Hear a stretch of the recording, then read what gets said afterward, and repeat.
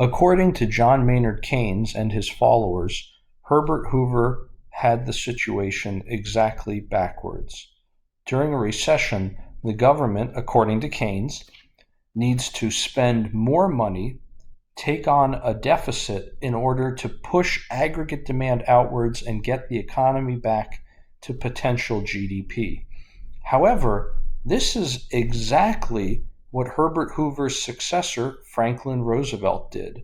He greatly expanded fiscal policy, government spending, government deficits, and despite all of that, the economy remained very poor for the entire remainder of the 1930s.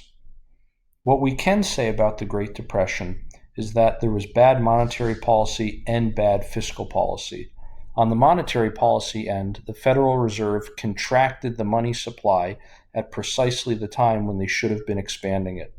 On the fiscal policy side, we know that Herbert Hoover enacted very bad tariffs, which hurt the economy, and then his successor, Franklin Roosevelt, increased government taxation and spending to a point that most likely severely stifled the economic recovery.